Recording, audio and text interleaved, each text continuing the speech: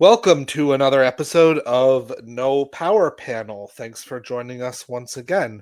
I'm one of your hosts, Noam, and I'm joined by my co-host. I'm Isaac.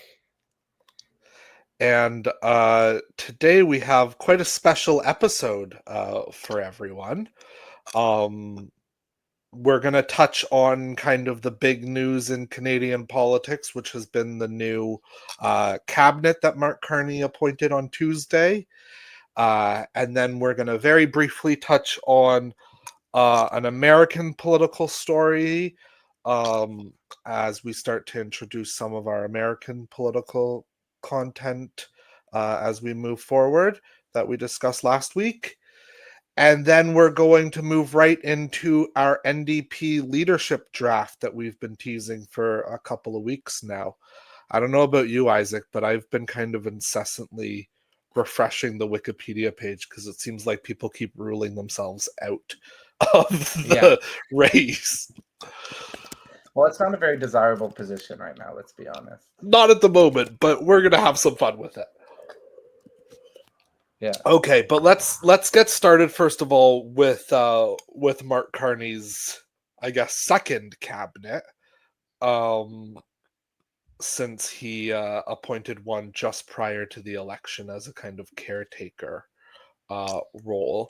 Now we're aware that there's already been quite a bit of commentary on this that you could find if you wanted to go out and search. So we're not going to spend too long on this today, but we do want to kind of briefly touch on some of the bigger news stories that have come out of the cabinet shuffle and just kind of give some general thoughts. So kind of top line, Isaac, where are you at with this new cabinet from Mark Carney?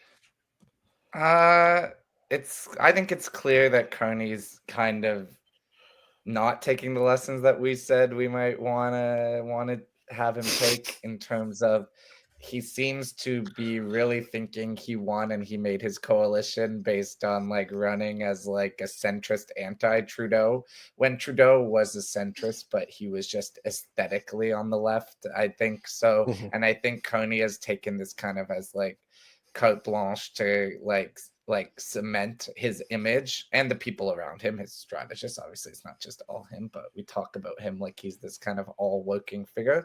But they want to establish themselves. Okay, he's the corporate central banker. These are his priorities. They're coming out with those statements on like he's gonna run it lean and he's gonna treat the cabinet like it's an office and like it's a corporation and we're gonna have a really small cabinet and we're not gonna have bloat and like we're gonna combine files to maximize efficiencies. I know they're not using these exact words, but that's the image they're trying to portray.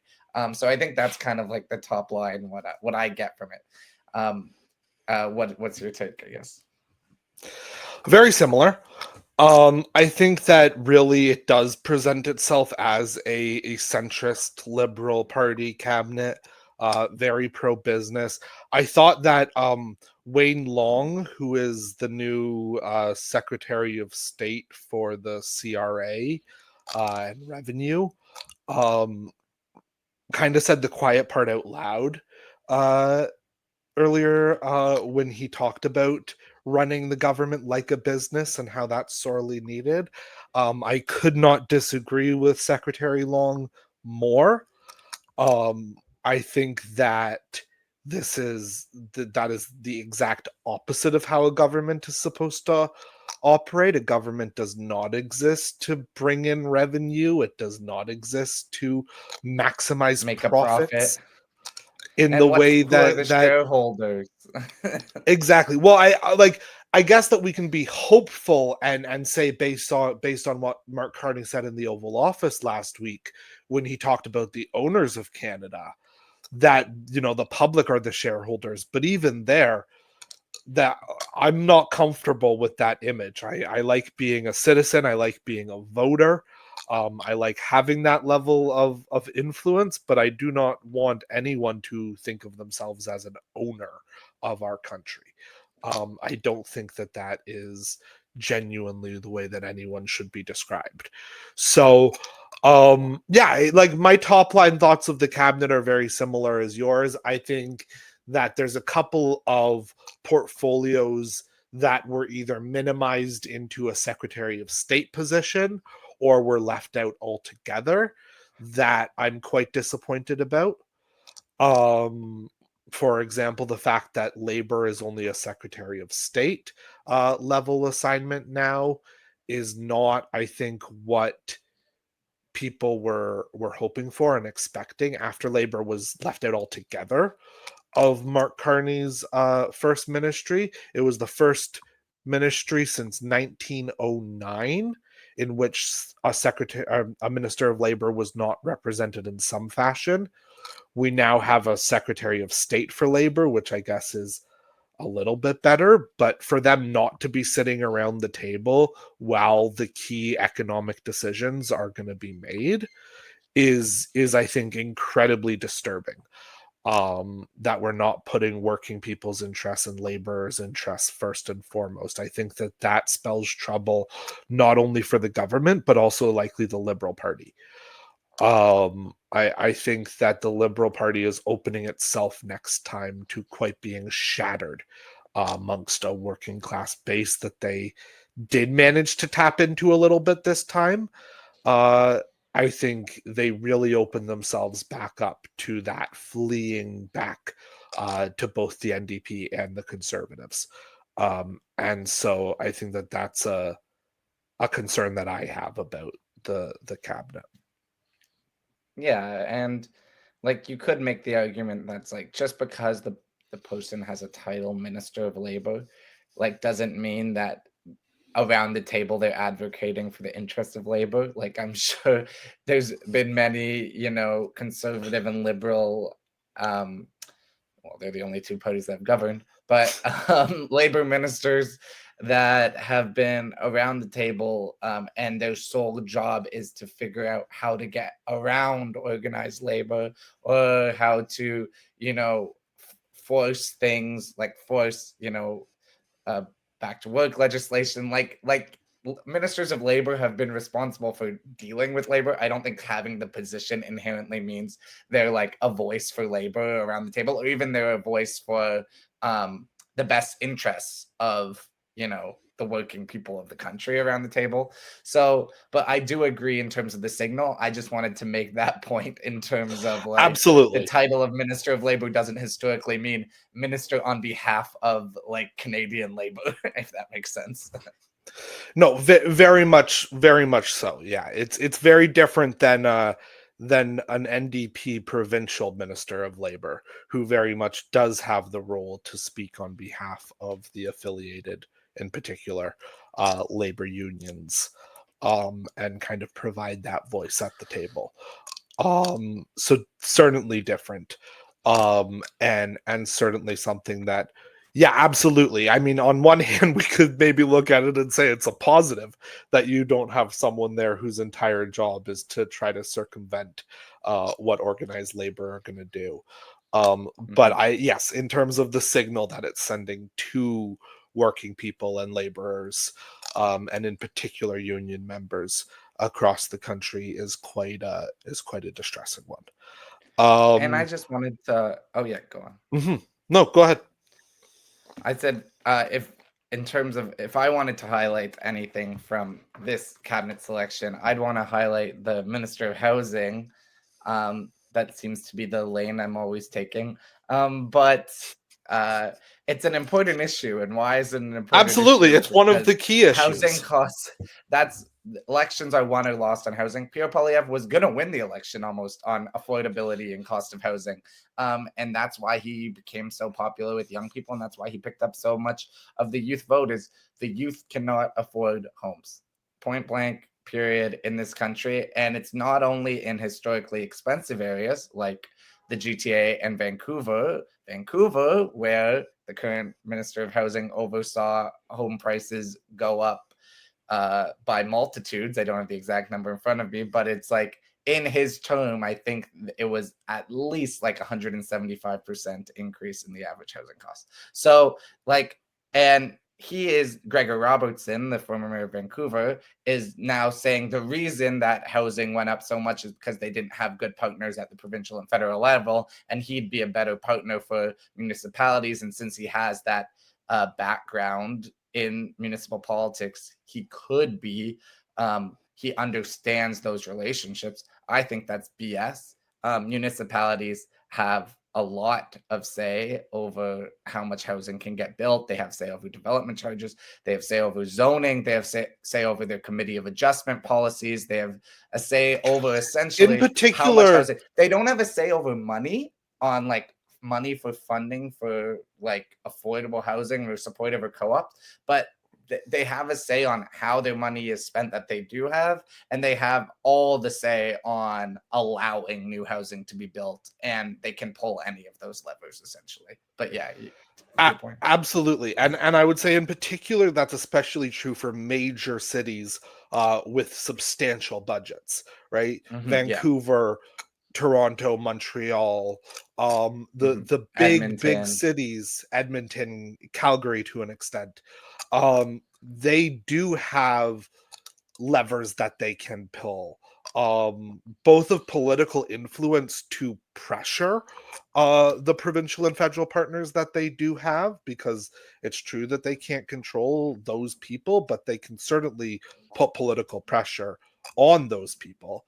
And they can also very much they do have those levers to pull.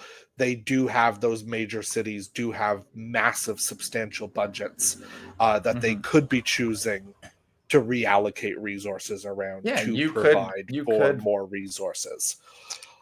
Theoretically, you could and establish a municipal affordable housing agency that does that work, whether it's matching people with already existing housing and making it more affordable for them through grants and through assistance, or whether it's actually having a municipality that is large enough to build housing and to pay for affordable housing to be built, and then to treat that as a municipal service that is being provided at that level. That is within their rights as a city government to do, and it is something that major cities with, $100 million, $billion budgets can certainly be pulling off. Yeah, and the Toronto Police has a budget of over a billion. What is it? Let me get the exact number. I think it's just under.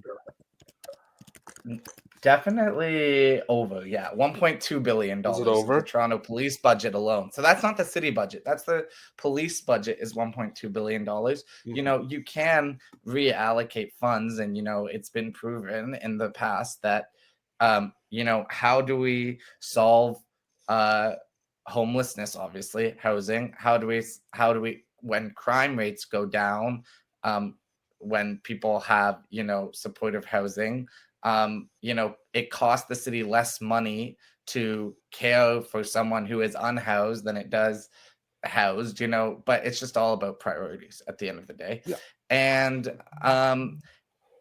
like if we're talking jurisdictionally, like technically housing is at the provincial jurisdiction in terms of housing policy, but zoning is at the municipal level. Zoning has a big impact on what can be built, and they can do whatever they want essentially in terms of building housing corporations, having co-ops, creating avenue. And when they get funds from the government, they can decide to use those to, let's say, cut they can choose to allocate it to cut red tape for the private sector, or they can choose to build public housing. They can choose to run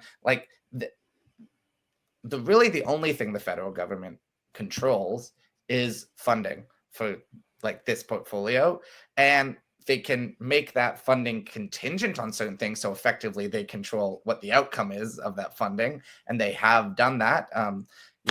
Sean Fraser introduced as housing minister the Housing Accelerator Fund, which tied funding from the federal government to municipal policies. So you have to show us what you're going to do to make housing more like have a bigger plethora of housing in your city, and we will give you money contingent on you proving you're going to actually take action to build or support new housing.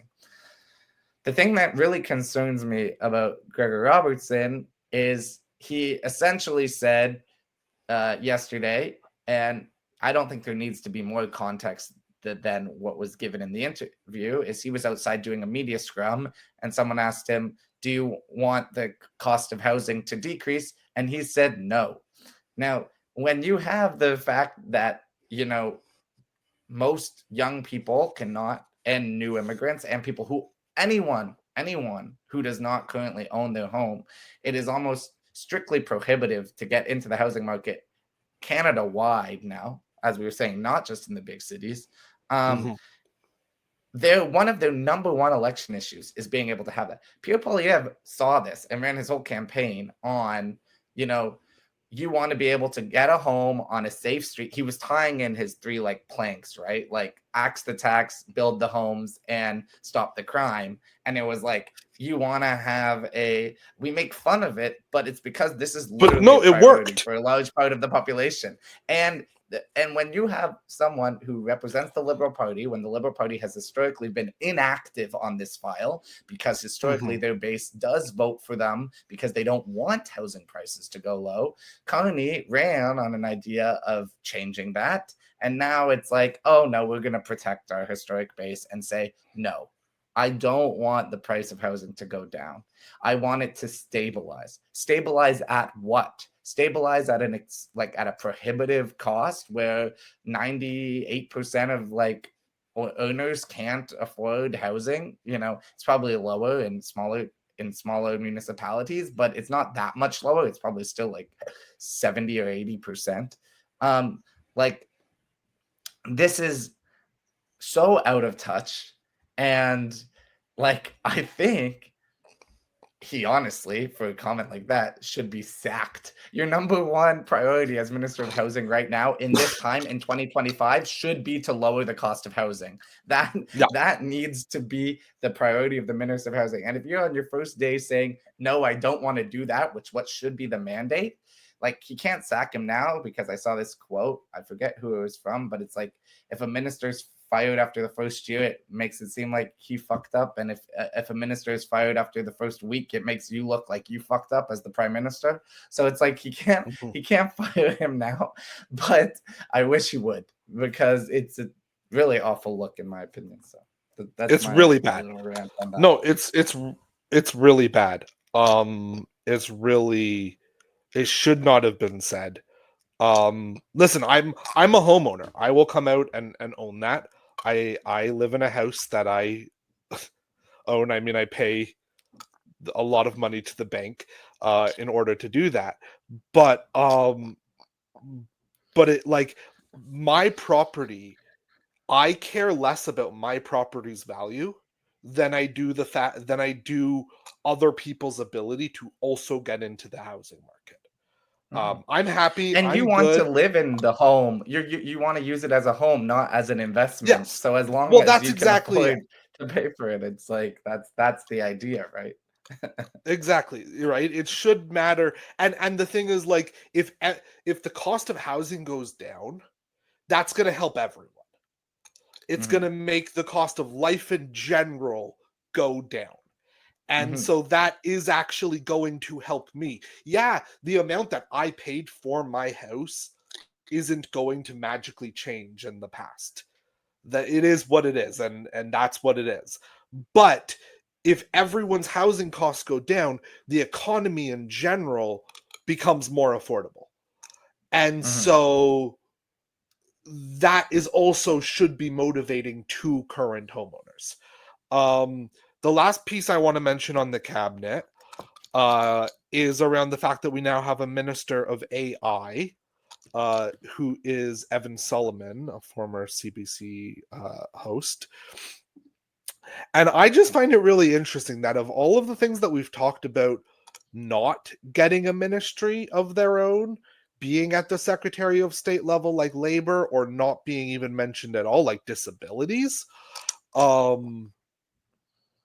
the fact that we have somebody who is actually in the cabinet who is dedicated to AI is, I think, not a terrible thing for the state of world technology and where No, things are like we going. need to be able We to need to rein be in and on the have front end of that. policies. Yeah.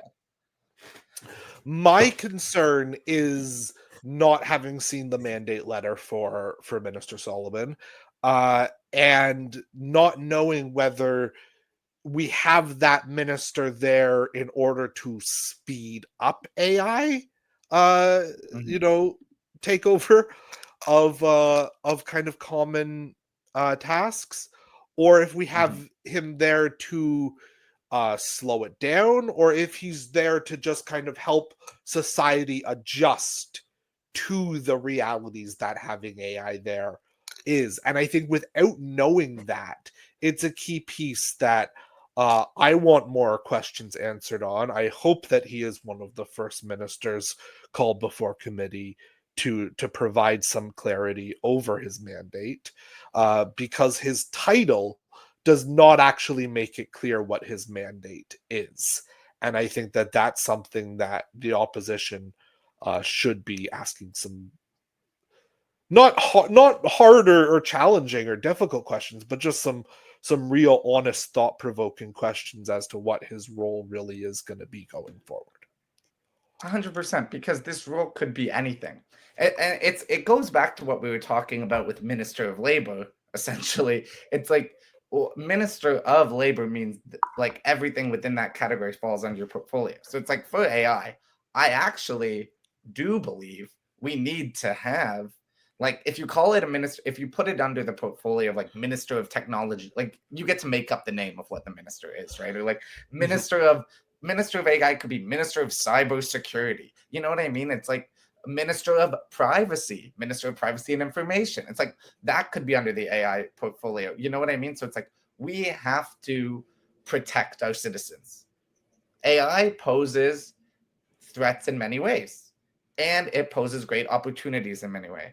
I work in machine learning. I train machine learning models for a living, so it's like I understand like what is and isn't AI and the threats that it poses. So, for example, let's tie it into Minister of Labor. One thing I was really concerned about when I started working in the field I'm working in is like I worked in augmented reality, and now I work in like the it's like technology for construction and like housing essentially. So when you're working on these technologies, when you're developing the product, who are the stakeholders? The stakeholders are the like CEOs of the enterprise companies that are buying your product. And what do they want to do? They want to maximize profits and minimize their like costs, right? And who ends up getting the short end of the stick a lot of the time is labor. So, like, how can we, and all that the software companies a lot of time is doing is they're prioritizing whatever the client, the stakeholder, is like the CEO of the company wants in that situation, right? So it's like you want to have the government to be able to step in these situations and, you know, have some protect, you know, certain aspects of the people who are going to be affected by this new software. If it's AI or if it's just like the industrial revolution, you know, it's happened many times before, and it's really important to be able to have the government actually understand what it's talking about and have policies that protect its citizens. So like I do think in AI, you deal with not only labor disruptions, industry disruptions, you deal with privacy considerations, you deal with education because, you know, students are not learning in the same ways they have before.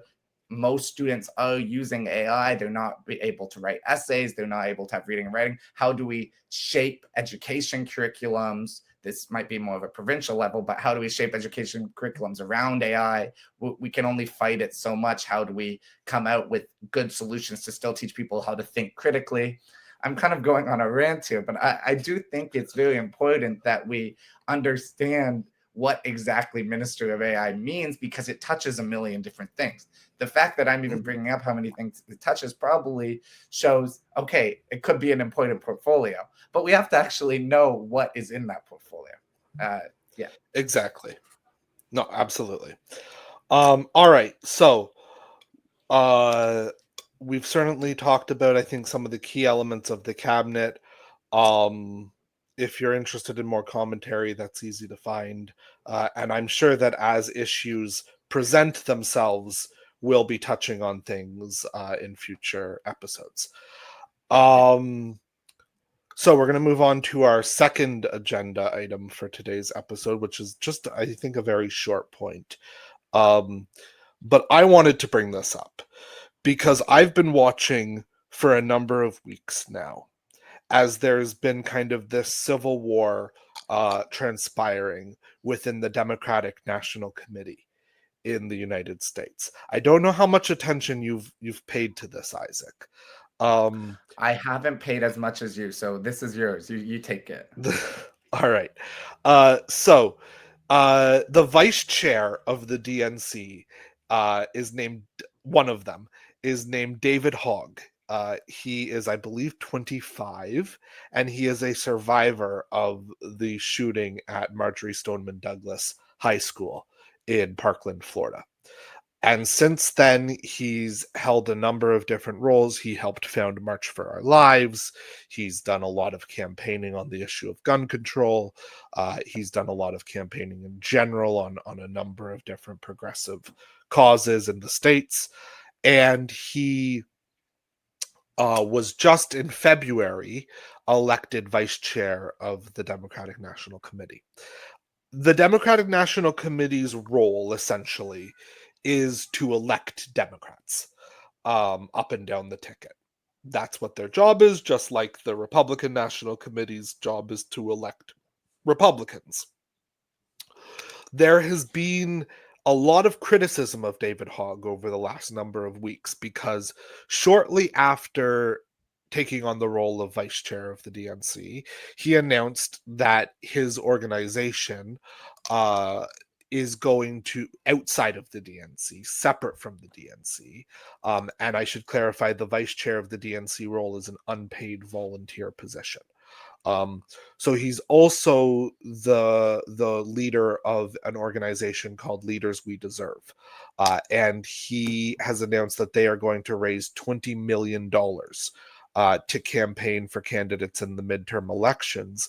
One of the things that they're going to be doing, in addition to helping Democrats hold on to and flip purple districts in order to take a majority in the House, and to try to do the same in the Senate for states, is that they are going to primary ineffective current Democratic members.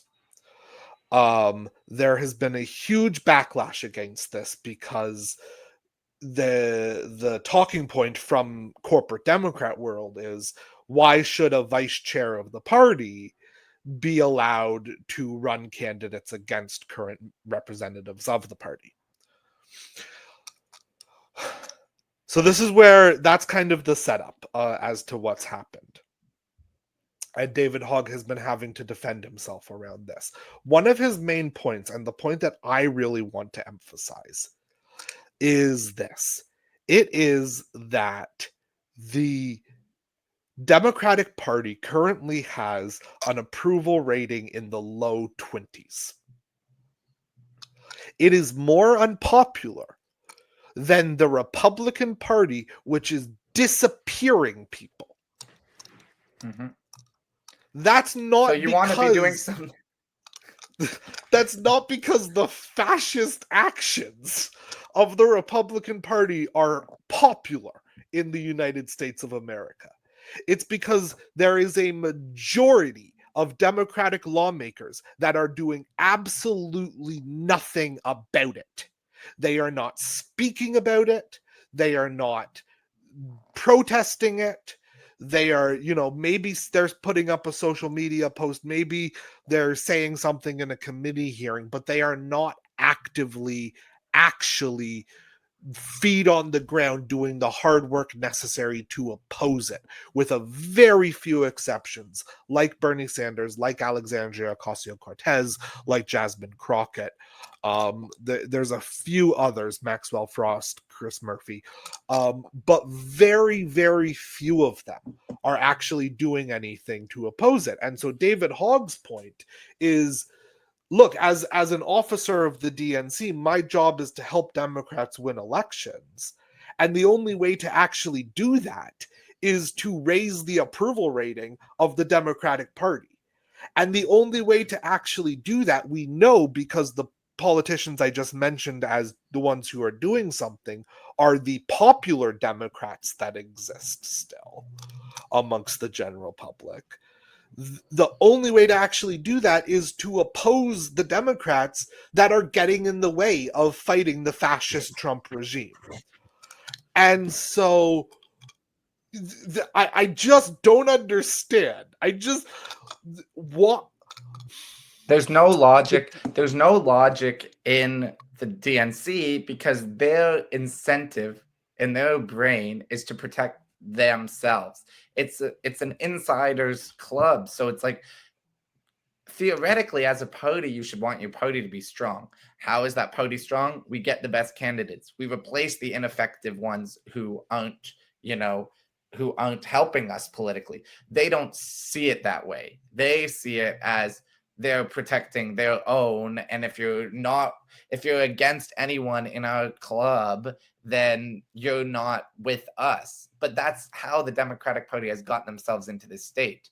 Is they don't see themselves as an actual party in opposition that has to evolve and change and see the writing on the wall. If Trump was a Democrat, the same type of candidate as Trump, and ran in the DNC, like if it was a Trumpian candidate and it was like the Democrat establishment, and they like would have destroyed him and not let him get the nomination, and then they would kill themselves. Bernie Sanders. That's what Republicans would have done. No, that's what I'm saying. And that's exactly what they did to Bernie. And the Republicans didn't do it to Trump, and look at them. They're all succeeding because they saw where their base was going and they followed them. It's not a place I would want their base to go. It's not something I agree with, but strategically it actually makes sense. It's like your base is riled up about someone with something and they listen to them. And if you're a part of the swamp, even if you're a Republican, get out. You're a rhino. We hate you. You're a swamp monster. You're not a Republican anymore. You're not with us. Like, blah, blah, blah. So it's like, but the Democrats won't do that to themselves, and they won't follow the electorate. They'll try to play against the electorate and they'll lose because they have to listen to where their base is going. No, exactly.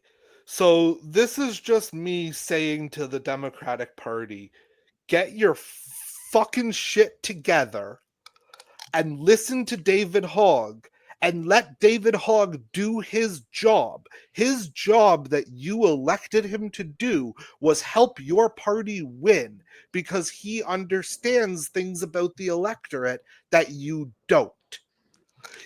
Let him do the job you elected him to do. I cannot say it any other more clearly or more whatever than that. Let him do his job. He understands what it is. All right. There's our American politics for this episode. We're going to move straight into our NDP leadership draft. I have a coin flip up here, Isaac, so that we can see who gets the first pick. Who's going to call it? Am I calling it? You're calling it. Okay, I'm going to call Tails. Oh, look, it's all right. No, I'm joking. Oh, it is Tails. Okay. It is Tails. All right, Isaac, you have the first pick of our draft. Who's the first overall pick? Well, I'm going to preface my pick first. I'm going to do some drama. So I do think this is Okay. not a desirable I role like for a this. lot of people. I do think this is a not desirable role for a lot of people. And as we've already seen, a lot of big names we mentioned last week have declined, saying they're not going to run. This is a rebuilding role. I don't think you're likely to see an outsider from like the National Party like jump in to try to raise their profile, because I don't think this is a profile raising like time for the NDP. I think this is a do the work to elect new MPs and like get this transition done time for the, like if they raise their number of MPs in the next election, they'll probably get like a mandate depending on how much. But I do think like the NDP is not going to want to have another leadership election after the next election probably. So this is like that transition to get you into a fighting position for a leader who can come in and maybe take on a wave and grow the party to heights, you know, into government or official opposition. So I do think it's going to be someone from within the caucus, the current caucus, and a bunch of people have already said they're not going to run. So, and I do think it's going to be the NDP is going to want to extend out to the west. And it's going to be someone who said that the future leader was in this room, which means I think she wants to run because it's not Notley. So I'm gonna go with Heather McPherson as my number one pick. She was my number one too. Yeah, I just think she has clearly signaled that she wants to. So she will probably be running. So that's one big like reason to get her on your list. And I think the just her being one of the 7 is like a big check, and wanting to appeal to Alberta is a big check as well. And you know, she's doing those media appearances, so I think she's trying to get her name out there. So yeah, what's your take? Yeah. Absolutely. So I certainly I think that she is the number one pick at this point. I think that she would have been the pick of either of us, whoever won that coin flip. And I like a lot of things about Heather McPherson. We should maybe just kind of, as we're mentioning these people, give a little bit of a brief because they're not huge bio, names, right? because they're not huge names. So Heather McPherson, she was first elected in 2019 after Linda Duncan, the longtime NDP MP in the riding, retired at that election. And the riding is Edmonton Strathcona, just to be. The riding is Edmonton Strathcona, so she's been in since 2019.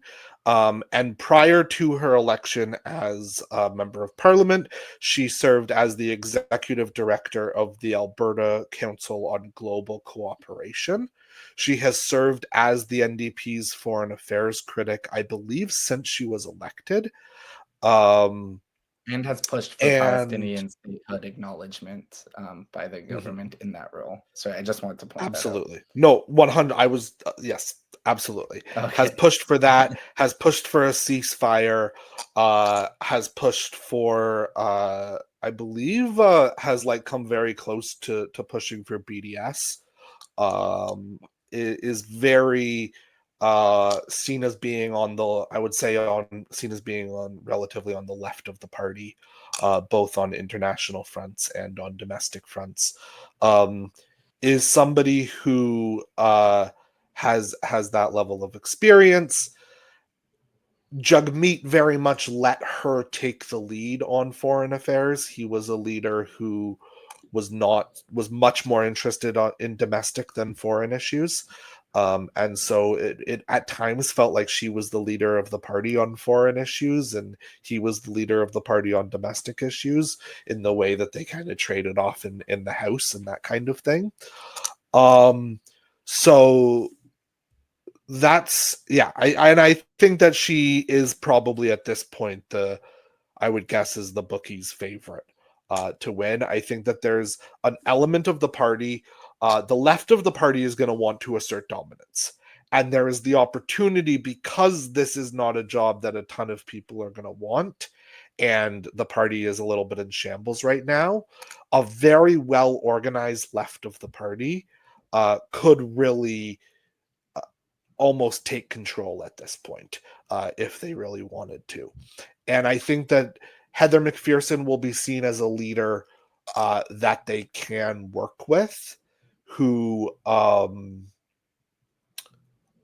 is also will be palatable to the more moderate part of the party as well. Isn't seen as being kind of a firebrand in the way of some other people who might come up later on the list. So, with that being said, do you have anything else you want to say on Heather, or can I go to my first pick? No, I think that's good for Heather. I think she's probably, since she's the number one pick, we talk about her the most, and then we'll talk about each successive person maybe a little bit less. But yeah, you gave the good bio. So who's your first pick? My first draft pick is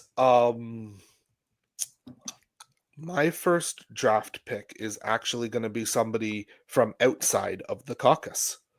However, not from very long ago. So my first draft pick of this draft is Matthew Green. Okay. Matthew Green is the now former member of Parliament for Hamilton Centre. He was first elected in also 2019 after David Christopherson resigned. And he was a Hamilton city councillor prior to that, is also very much seen as being on the left of the party, has also not ruled out a run, has said it's kind of too early to decide at this point, but has signaled that he is very much interested in helping the party grow back, and has already confirmed that he will be seeking his prior seat at the next general election. And I think that all of that put together makes me think that he's probably very interested in the leadership. And I think that, like I said, with the left of the party, he has the opportunity to kind of have a groundswell kind of support and come up and do very well from the outside. What are your thoughts on Matthew Green? He'll have a faction of the party, because there is a faction of the party that definitely supports him, and then there's a faction of the party who doesn't. So it's just a matter of, if he chooses to run, I think he would have a strong campaign, because he appeals to the people who feel like they haven't had a voice in the party for the past few years. He'll be one of the true left candidates in the race. Yeah, and with what happened with Sarah Jama in Ontario, he was one of the few MPs to publicly come out there from the same riding, provincially to federally, and he was one of the few MPs to come out in support of her, obviously against the provincial party. So he is like a maverick in that sense. He is like principled, and there's a lot of party members who I think respect that and will be looking for candidates who kind of embody that kind of wing, the more kind of bleeding heart wing, I guess. I don't know the correct terminology to use. He's like a self-identified socialist, like he there haven't been, who was the last NDP leader who did Jagmeet say straight up I'm a socialist? I'm trying to think of if there's been an NDP I think probably the last person would have been Ed Broadbent. Yeah. And even Ed Broadbent, during his leadership, kind of switched to saying social democracy. Yeah, and he has outright said he's in opposition to a capitalist system. He has said things that NDP leaders historically have not said. Now, who knows if he does win and if he becomes leader, will he be saying those same things once he is leader? I don't know, but this is his background. And there's a lot of NDP members who do identify as socialist, and it's always comes up, at conventions and in internal conflicts. There are wings of the party that want that to be a more prominent, identity of the party. And then there's wings who want to tamp that down a lot. So I think it will be interesting to see how a race would play out with him in it. Yes, I agree. All right, Isaac, who's your second pick? Okay, my second pick, another outsider. Actually, I'm going with someone outside federal politics completely. I'm going with someone outside provincial politics completely. And I'm going to go with someone in municipal politics in Quebec. I'm going Valerie Plante. Outside the NDP.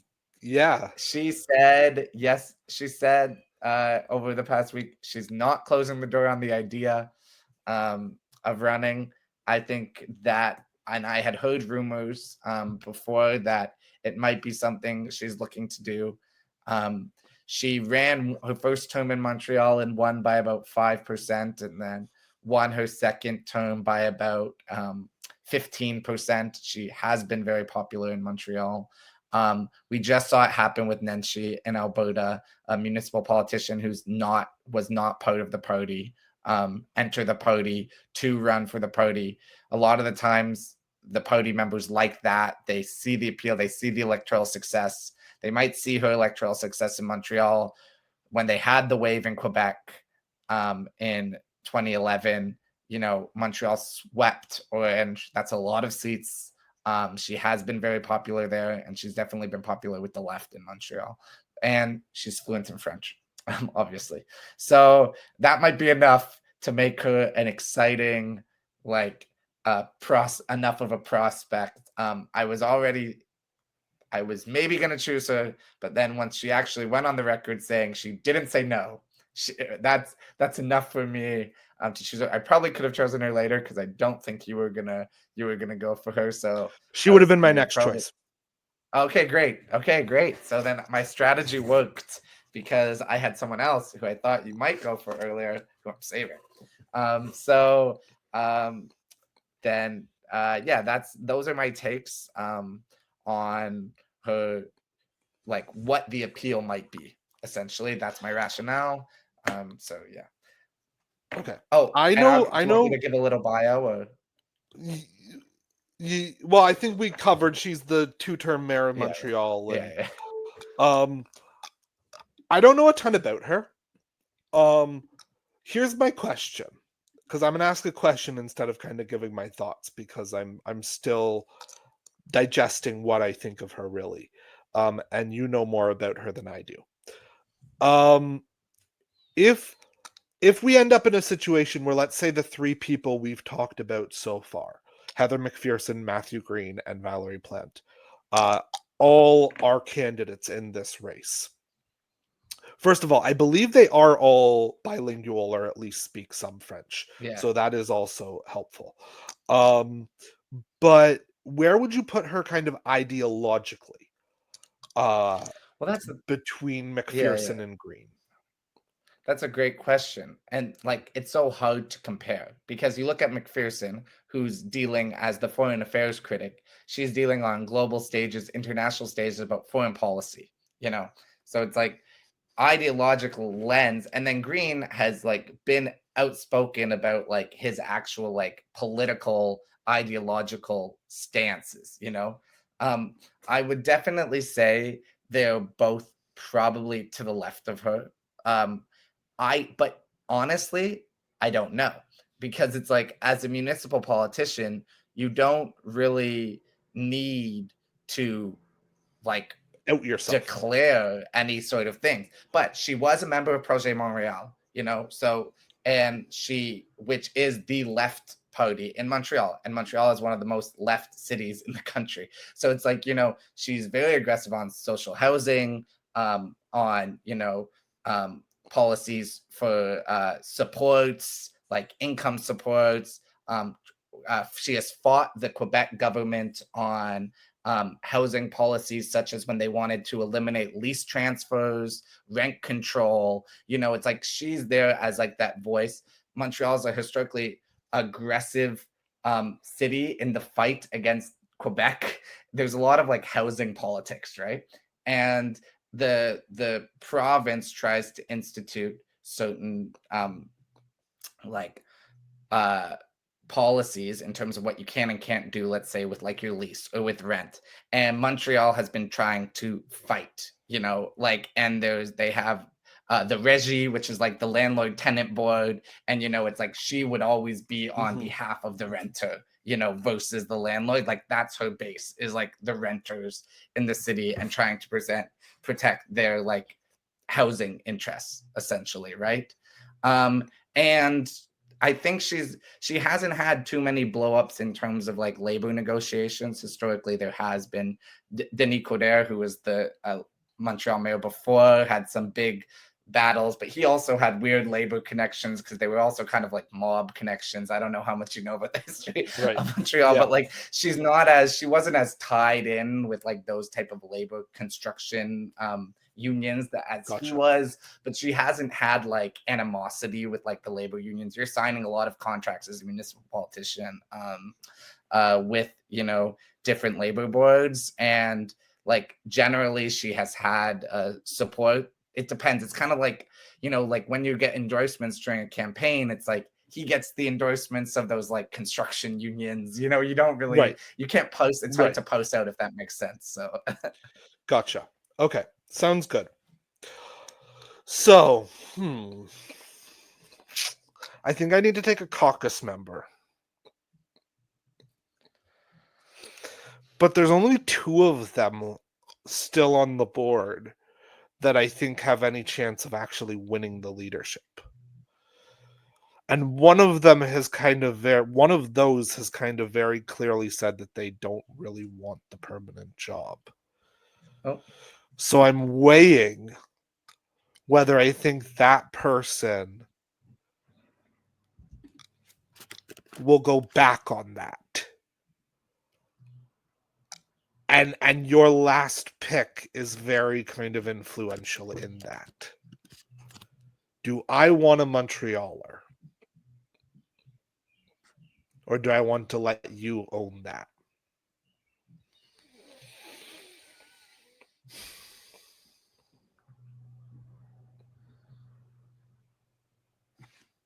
I think I got to take him. I think I got to make the assumption that he might go back on it if Valerie Plante doesn't run. And I got to go for Alexandre Boulerice. Okay. I think that Alexandre Boulerice wins the leadership if he runs. I'm not sure he's going to run, in part because he said that he isn't very interested in the job. We know he ran for the interim job against Don Davies, who ultimately won. The question becomes, is he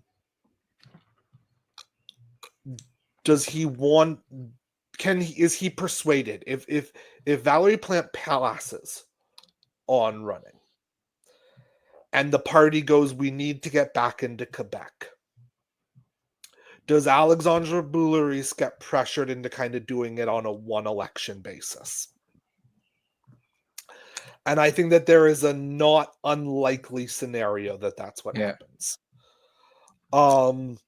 Alexandre Boulerice was first elected in 2011. He is the second longest serving caucus member after their current interim leader, Don Davies. He was elected as a part of Jack Layton's Orange Wave in that election, and he has been the lone survivor. As each election, their retinue in Quebec has gotten smaller and smaller and smaller, and their chances have gotten smaller and smaller and smaller. He's managed to hold on to Rosemont La Petite Patrie. There's no sign that he will ever lose that riding for as long as he wants to be the member of parliament. I believe he had the biggest margin of victory of any of the NDP candidates in this election. He is incredibly popular, both within his riding and within the party. during my time involved in the NDP. For the record, I'm no longer a party member. I have no intention of becoming a party member again.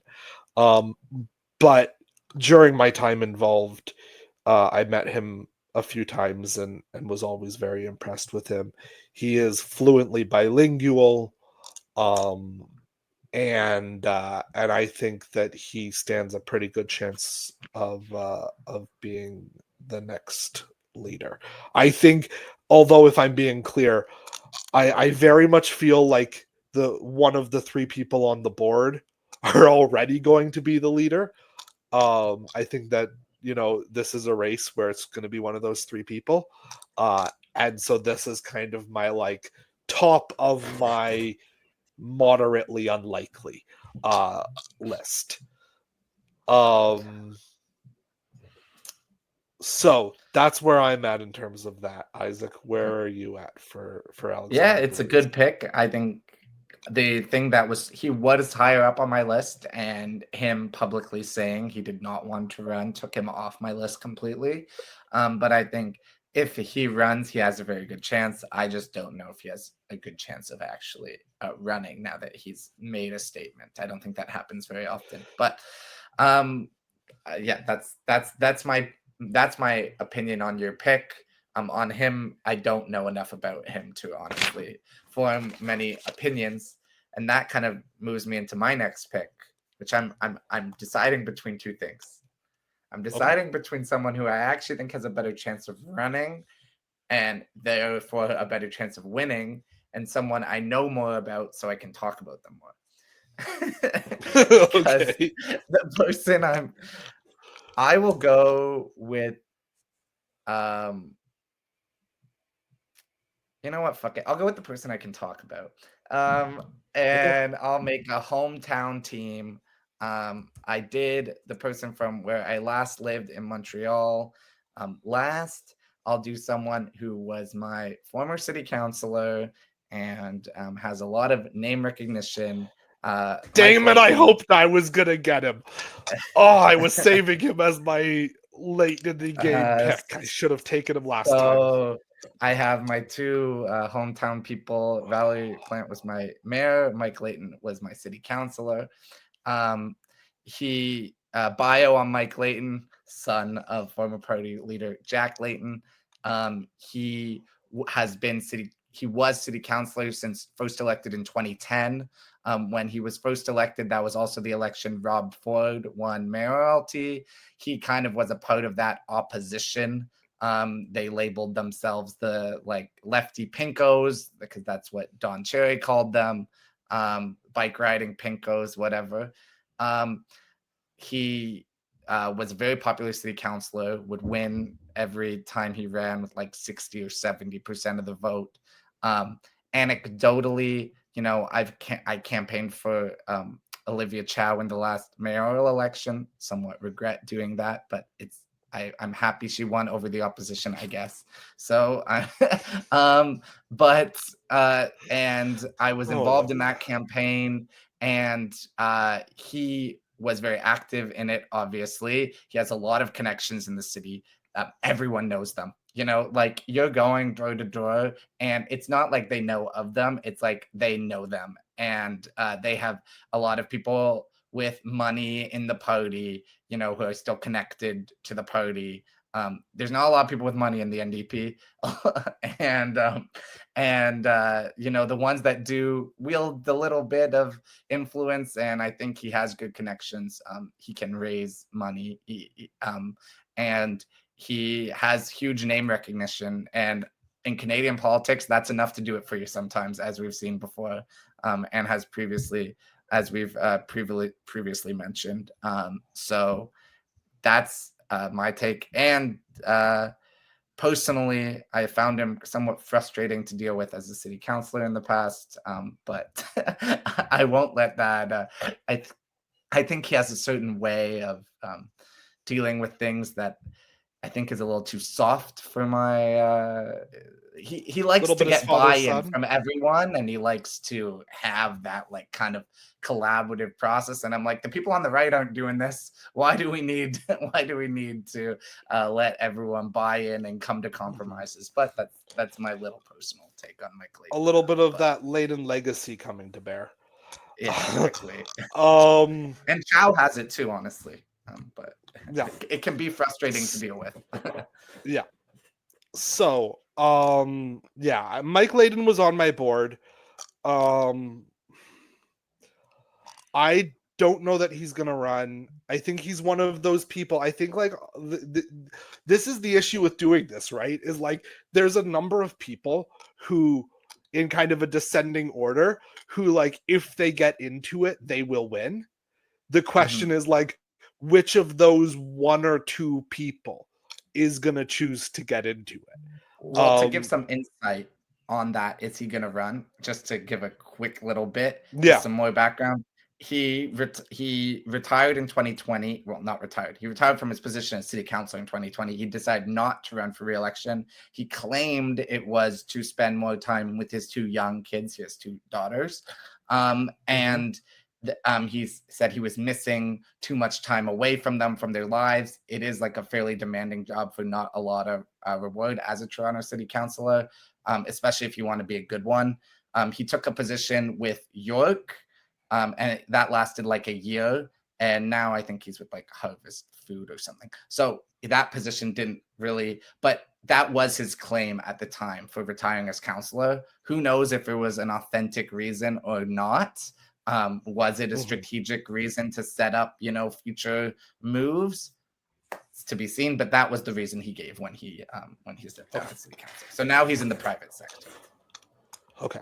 So, interesting. I think that he'll definitely, I mean, the name Layden, I don't know how you don't win with that name if you get into it. He wins. If he runs, he wins. Like, I think 100%. Yeah. With like 80% of the vote on the first ballot. Like it's not even close. Okay, my number 3 pick.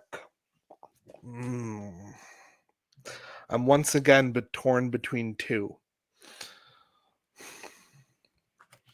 But I think I'm going to count on you not taking my other person that I have in my back pocket on your number 4.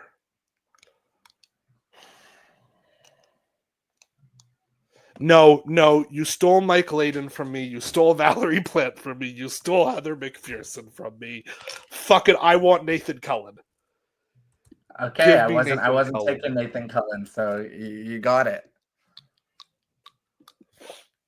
Nathan Cullen was the member of parliament for Skeena Bulkley Valley from 2004 to 2019. Skeena Bulkley Valley, for those who don't know, is essentially like the entire top half of British Columbia. It is a huge, massive riding that the NDP has held for most of the last quarter century.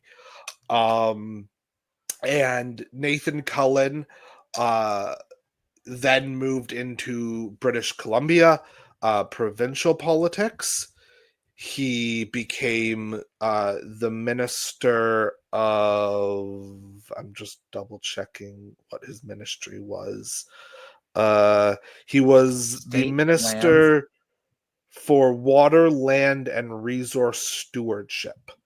And prior to that, he was the Minister of Municipal Affairs and Immigration for British Columbia under John Horgan and then David Eby.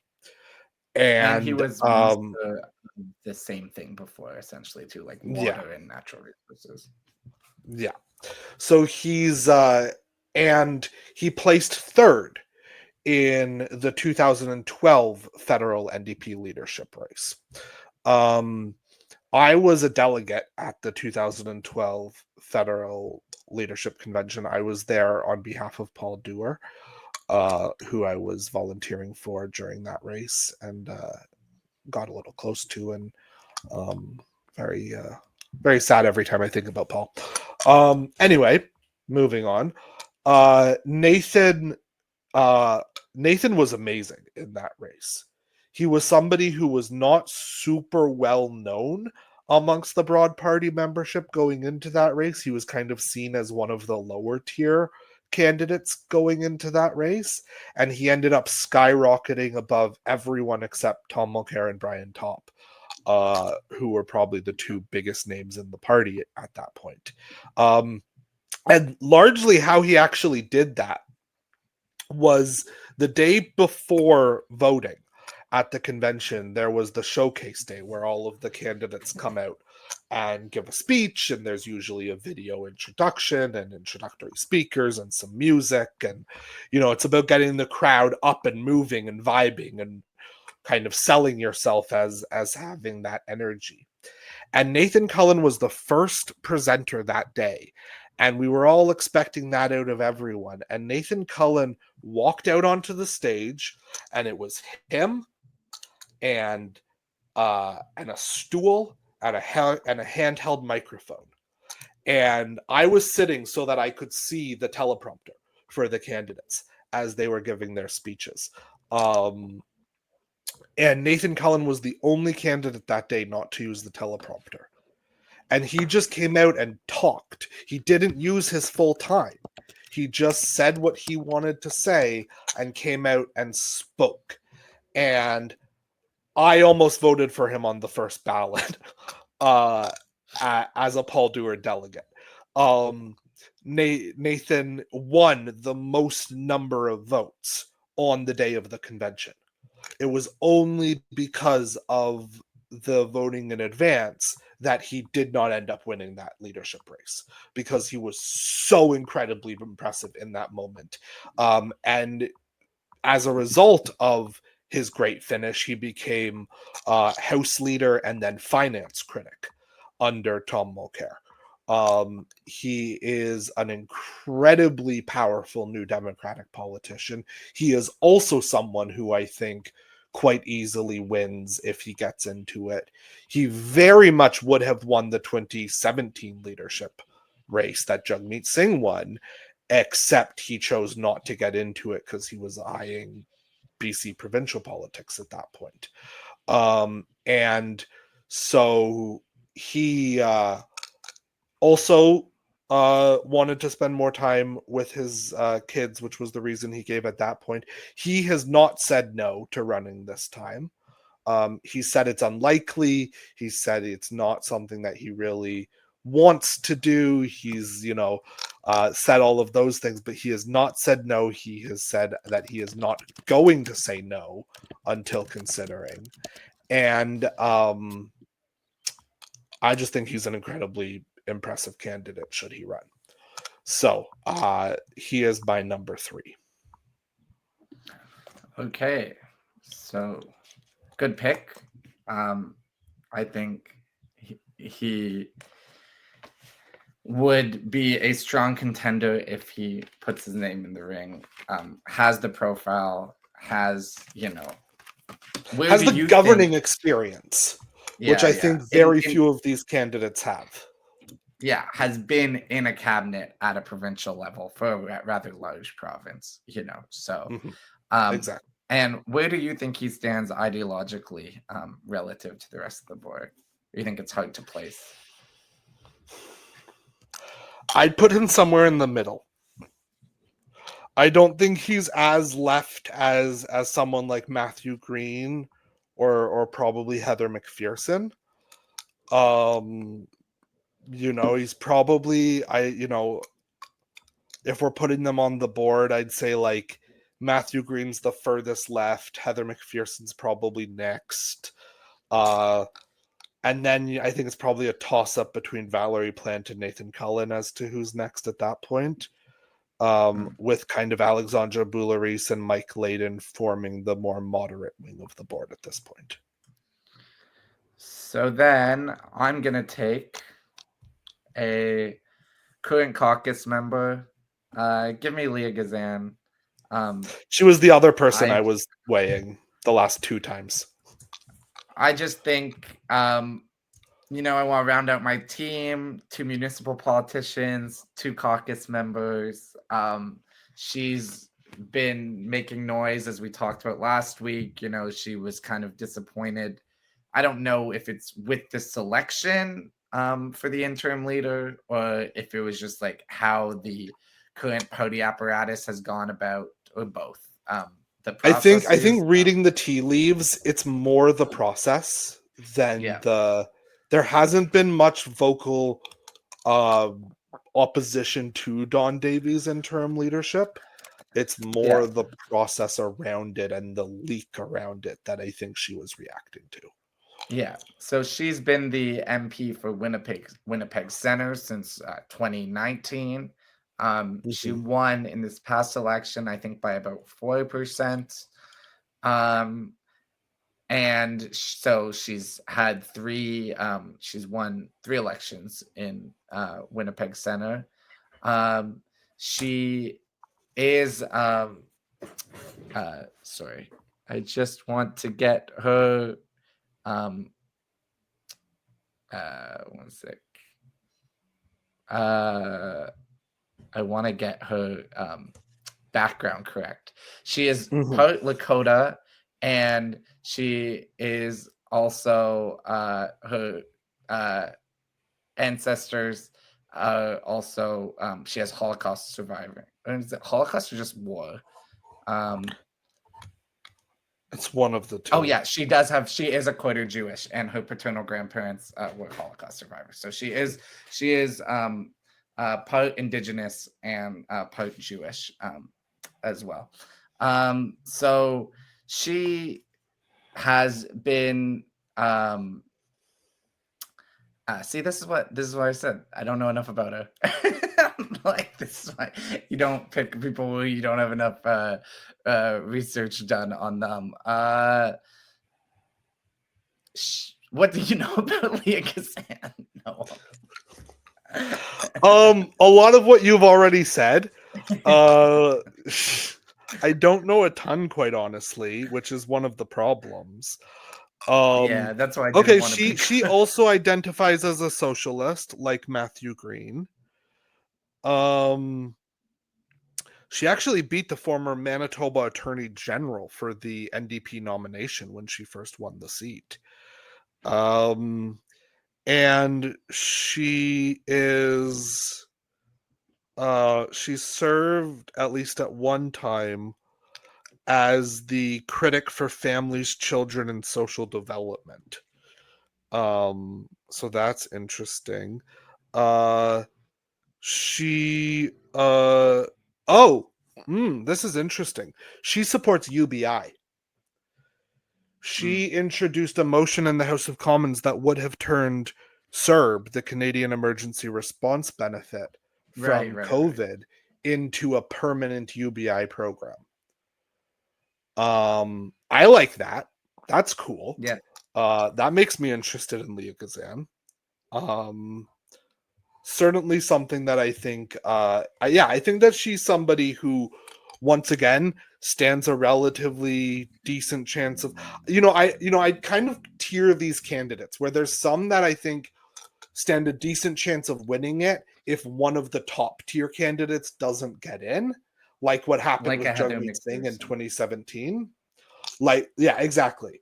And then there are people like Mike Layden and Alexandra Boularisa and Nathan Cullen and Valerie Plant, who I think, probably in that order, have the easiest chance of just kind of walking into it. So that's where we're at. My number 4 pick is going to be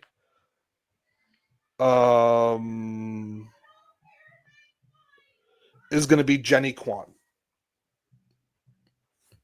Those were the 2 I was deciding between. Jenny Kwan is the Member of Parliament for Vancouver East since 2015. She actually previously served as a British Columbia cabinet minister as well, from 1998 until 2001. So she also has experience sitting around a cabinet table, also has experience in government. And where are you at with her? Well, one point to your point, I think it's like only the British Columbia politicians have the best chance of them actually having been in government.